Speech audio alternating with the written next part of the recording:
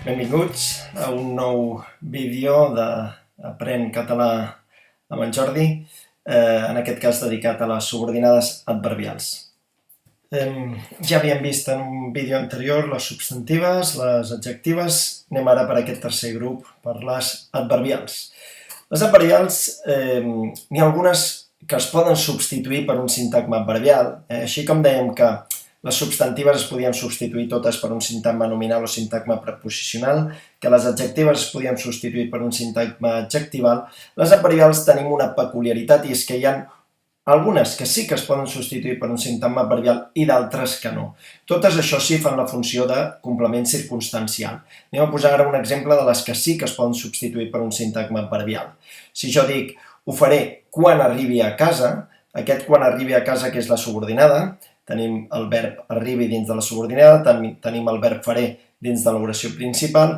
Aquest quan arribi a casa ho puc substituir per un adverbi. En comptes de ho faré quan arribi a casa, ho faré després. Per tant, ho estic substituint per un adverbi de temps, l'oració fa la funció de circumstancial de temps, és a dir, que aquesta és una oració subordinada adverbial temporal. Però hem dit ara que tenim dos tipus de subordinades adverbials, no? Unes que es poden substituir per un adverbi, que són probablement les més fàcils, les que en diem adverbials pròpies, perquè equivalen a un adverbi. Per exemple, ho celebrarem on es va casar la tieta, en comptes d'on es va casar la tieta ho celebrarem allà, per tant ho estem substituint per un adverbi de lloc, per tant aquesta és una adverbial locativa, una adverbial de lloc o una adverbial en funció de circumstancial de lloc. Però hem dit que en d'altres casos tenim el que anomenem les subordinades adverbials impròpies, és a dir, les que no es poden substituir per un adverbi. Aquestes ho tenim una mica més difícil perquè com que no equival a un sintagma adverbial, hem de buscar d'altres recursos per identificar que són adverbials. Quins són aquests recursos? Doncs veure quin és el nexe que l'introdueix o què és el que expressa l'oració. Per exemple, va aprovar l'examen perquè hi havia posat molts colzes. Fixeu-vos que el que expressa aquesta oració, perquè hi havia posat moltes coses, és la raó per la qual va aprovar l'examen, la causa per la qual va aprovar l'examen. A més, s'introdueix per un nexe causal, per tant, efectivament, l'oració és subordinada causal. Fixeu-vos, aquí tenim els 9 tipus de subordinades adverbials que tenim. Les 3 primeres són les subordinades adverbials pròpies, és a dir, les que sí que equivalen a un adverbi, i aquestes 6 restants són les subordinades adverbials impròpies, és a dir, les que no equivalen a un adverbi. Anem a veure primer amb una diapositiva aquestes 3, que són molt fàcils, totes juntes. Mireu, adverbials, les que sí que equivalen a un adverbi, adverbials temporals. Faré els deures quan em llevi de la migdiada. Jo puc dir faré els deures després, faré els deures aleshores, faré els deures llavors. És a dir, ho estic substituint per adverbis de temps. És a dir, que això és una subordinada adverbial temporal, o una subordinada adverbial de temps, o una subordinada adverbial en funció de circumstancial de temps. Tant se val com li diem, li podem dir de les 3 maneres. Fixeu-vos, segon cas, faré els deures on vosaltres digueu. En comptes d'on vosaltres digueu, jo puc dir faré els deures aquí, o faré els deures allà. En tot cas, ho estic substituint per adverbis de lloc, és a dir, que aquesta oració és una subordinada adverbial locativa, una subordinada adverbial de lloc o una subordinada adverbial en funció de circumstancial de lloc. I anem a veure el tercer tipus d'aquestes adverbials pròpies que sí que es poden substituir per un adverbi. Faré els deures com m'has explicat, faré els deures així. Ho estic substituint per un adverbi de moda, és a dir, que l'oració és un adverbial modal o un adverbial en funció de circumstancial de moda. Aquestes són aquestes 3 que equivalen a un adverbi. Ara anem a veure aquestes 6 restants, per exemple, el quart tipus de les adverbials, en aquest cas impròpies, perquè no equivalen a un sintagma adverbial, seria, per exemple, l'adverbial de causa. Fan la funció de circumstancial de causa, indiquen el motiu, la causa, i els nexes més típics són aquests 5 que hem posat aquí, faltaria una coma aquí. El per què, ja què, com què, atès què, per tal com, serien nexes molt típics d'aquestes causals. Fixeu-vos, la mateixa frase subordinada ja es veu que expressa això.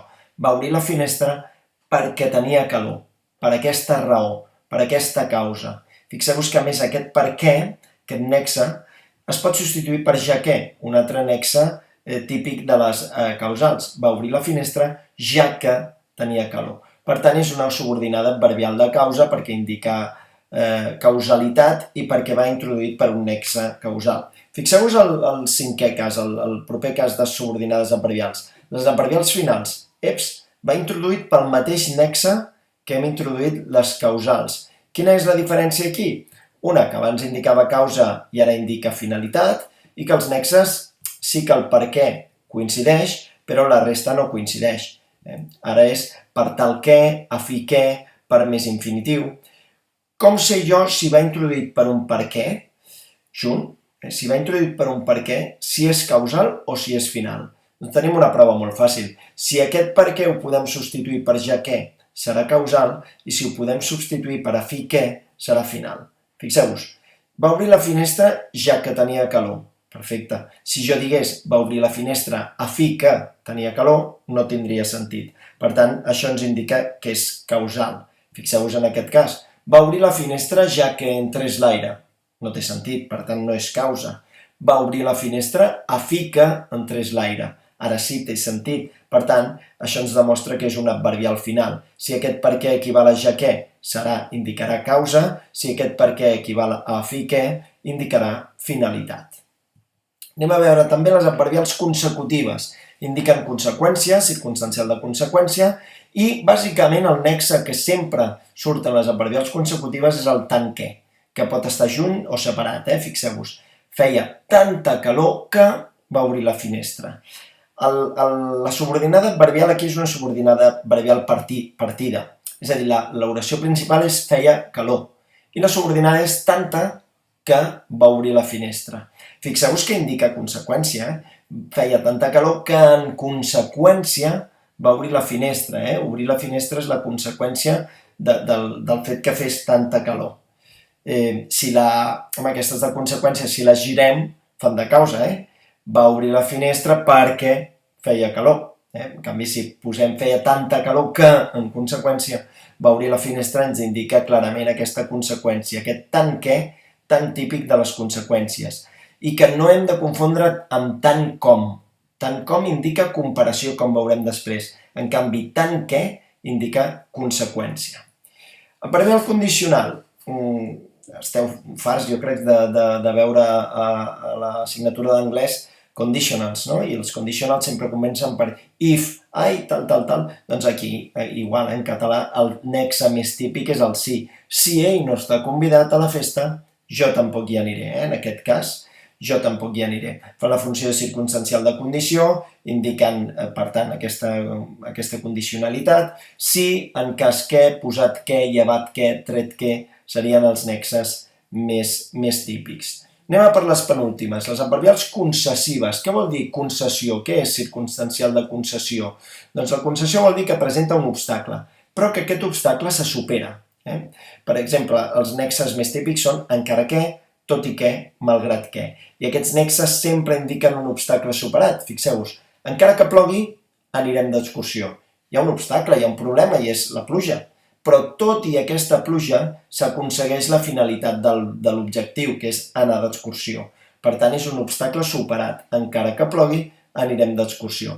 Una subordinada adverbial concessiva, perquè encara que, tot i que i malgrat que, introdueixen adverbials concessives. I l'adverbial comparativa o adverbial de comparació, fixeu-vos que sempre tenim tres formes de dir-ho. Primera forma, adverbial comparativa. Segona forma, adverbial de comparació. Tercera forma, adverbial en funció de circumstancial de comparació. Amb totes, Adverbial concessiva, adverbial de concessió o adverbial en funció de circumstancial de concessió. Qualsevol de les tres opcions és vàlida. La que jo us recomano potser és la primera, adverbial comparativa, adverbial concessiva, adverbial condicional, perquè ja estem dient el tipus. És encara més tímid que el seu germà. Fixeu-vos que indica comparació, més que de superioritat, menys que d'inferioritat, tant com d'igualtat, millor que i pitjor que de superlatiu.